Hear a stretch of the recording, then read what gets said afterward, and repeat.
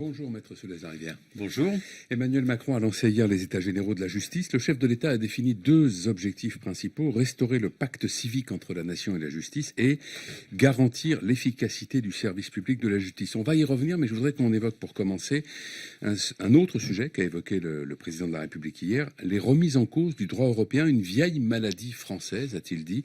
Vous avez publié ce dimanche une tribune dans le JDD sur ce sujet.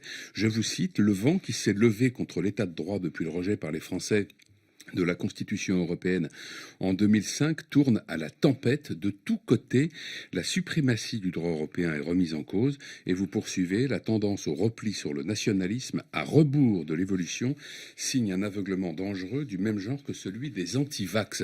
Est-ce que vous voyez le souverainisme comme une forme de dangereux virus ? Oui, absolument. Si vous voulez, on sait bien que nous vivons dans un monde qui ne peut survivre qu'en s'organisant, et en s'organisant fortement, beaucoup plus que maintenant, ne serait-ce que pour des raisons écologiques. Mais il n'y a pas que ça. Toute l'évolution de l'histoire a consisté à essayer de constituer des grands ensembles qui, en essayant d'éviter qu'ils s'affrontent. Mais ces grands ensembles, la France en était un petit, il est devenu un grand, ça a pris 4 siècles, mais on y est arrivé. Et je pense qu'on est plus fort aujourd'hui que si on avait encore les féodaux, etc. Vous voyez, la Bretagne d'un côté, l'Occitanie de l'autre. Donc je pense que c'est un mouvement inéluctable. Mais comme les gens sont en crise, ils sont malheureux, ils donnent des coups de pied dans ce qui leur paraît le plus simple, c'est-à-dire ils donnent le coup de pied dans l'évolution la plus récente et le droit européen. Moi, j'ai fait toutes mes études avec la compréhension que, ben voilà, la CECA, le marché commun, puis l'Union européenne, tout ça était une construction qui allait progressivement vers une sorte de fédéralisme. Mais à l'époque, on y croyait, on y adhérait, et depuis quelques années, en effet, cette confiance semble brisée. Comment vous l'expliquez, ça ? Ça, c'est à partir du rejet de la Constitution européenne par les Français. En 2005 ? En 2005. Oui, mais ce rejet, il était déjà sans doute l'expression de quelque chose. Il y avait, oui, forcément, parce que quand les gens ne sont pas contents et qu'ils souffrent, ils s'attaquent au plus simple. Donc c'est l'Europe. Donc c'est l'Europe qui est la cause de tout. Alors que l'Europe est la cause de notre grand développement. Donc c'est un réflexe logique, pathologique, mais comme ça. Il y a un danger aujourd'hui pour vous en France de ce côté-là ?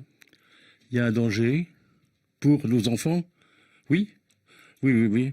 J'ai un ami qui disait qu'il ne voulait plus serrer la main de Laurent Fabius parce qu'il avait coulé la Constitution européenne en donnant une respectabilité à quelque chose qu'il n'osait pas se dire. Parce que les gens se rendaient bien compte que même à l'époque, bon, c'était pas bien de faire ça ou de dire ça. Mais à partir du moment où un homme politique éminemment honorable et respectable le disait, ça a donné ce que nous avons connu.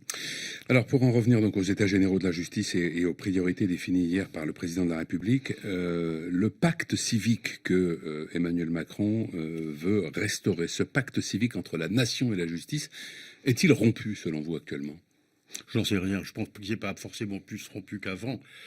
Simplement, il y a surtout des sujets majeurs qui sont ceux de la place du judiciaire par rapport aux politiques. Bon, l'effervescence vient pas simplement des questions de détails, des petits, mais aussi des gros détails. C'est-à-dire que, en fait, le pouvoir judiciaire aujourd'hui, l'autorité judiciaire elle veut imposer sa volonté aux politiques. Et simplement, ce n'est pas possible. Le problème qui n'a jamais été résolu en France, c'est, je prends une métaphore, le prince sort de sa guerre, triomphant, les mains pleines de sang. Il dit, on va trouver des gens, il dit, on ne recommencera plus, et on lui répond, comment va-t-on te croire ? Et il répond, parce que nous allons créer des gens qui s'appellent les juges. Alors ils seront nommés par moi, mais ils dépendront pas de moi. Bon, donc ce problème-là de l'ambiguïté de la justice, il est au cœur de la naissance de celle-ci. Si vous avez une justice qui est dépendante, elle n'existe pas.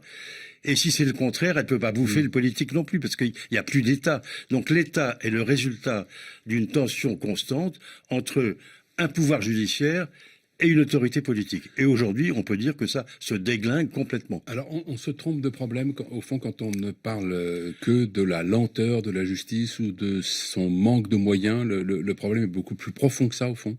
Oui, le problème. Alors, le manque de moyens, si vous voulez, la question, c'est que c'est très difficile de comprendre comment fonctionne la justice. Donc, on se rabat sur des lieux communs simples. Donc, elle n'a pas assez de moyens, d'accord. On fait souvent, par exemple, le parallèle avec l'Allemagne. On dit qu'en gros, Oui. en Allemagne, c'est à peu près 130 € par an et par Allemand consacrés à la justice, et en France, autour de 70. C'est vrai que ça fait pas loin du simple au double. C'est indiscutable parce que, alors, il faut compter que nous avons aussi d'autres catégories de juridictions qui ne sont pas forcément comptées, les tribunaux de commerce, les prud'hommes, le tribunal administratif, tout ça. Mais ceci étant, c'est vrai que la part accordée à la justice en France, sur le plan financier, est insuffisante. Et elle est, par rapport à l'Allemagne, très insuffisante. Bon, ceci étant, ce n'est pas tout, parce que si vous gavez quelque chose qui ne peut pas l'avaler, c'est pas parce que vous allez le gaver que vous allez le transformer. Le fait de mettre plus d'argent est une nécessité. Mais s'il n'y a pas de réforme et de mode d'emploi de l'argent, ça sert à rien. On le jette par la fenêtre. Et on a vu ça souvent avec des budgets qui n'étaient même pas mangés parce que l'organisation était insuffisante pour y arriver. Et sur la lenteur de la justice, c'est un reproche qui est très souvent fait. Est-ce que effectivement elle est trop lente? Ça date de 1792. Ouais. Mais elle est trop lente ou elle prend le temps de rendre de sages décisions? Écoutez, lorsque le président Pierre Drey a créé le référé dans les années 70, il a fait une révolution parce qu'il a permis aux gens qui avaient des problèmes urgents, justiciables, de les résoudre par une procédure d'urgence très efficace et équitable. Bon, alors. Tout ne peut pas être fait en référé. Mais c'est vrai que la justice a tendance à être longue. Bon, c'est un peu pareil partout. Il y a eu gros efforts qui ont été faits depuis les 20 dernières années. C'est pas encore parfait. Mais vous voyez, on a essayé. Tout ce qu'on essaye de faire, ça marche pas. En 1997, le premier président de la Cour d'appel, Jean-Marie Coulon, a voulu, sur la demande du gouvernement, refaire un projet de construction de la justice civile qui consistait à faire en sorte que la première instance soit beaucoup plus dotée de moyens, ne soit pas un galop d'essai, mais soit rendait des décisions avec une exécution provisoire, une cour d'appel qui aurait été une sorte de pompier volant, voilà. Bon, ça, c'était une révolution. Ça n'a jamais eu le début d'un commencement de quelque exécution que ce soit, parce que le monde judiciaire est un des plus conservateurs qui soit. Il y a des tas de raisons honorables pour ça, mais c'est comme ça. Donc les avocats savent pas la différence entre un prescripteur et un concurrent, donc ils ne veulent pas d'avocats en entreprise, qui est une ânerie, mais c'est comme ça dure depuis 40 ans. Et les magistrats ont aussi un certain nombre de conservatismes il est très difficile de briser. Merci, maître Daniel Soulez-Larivière. Merci, bonne journée.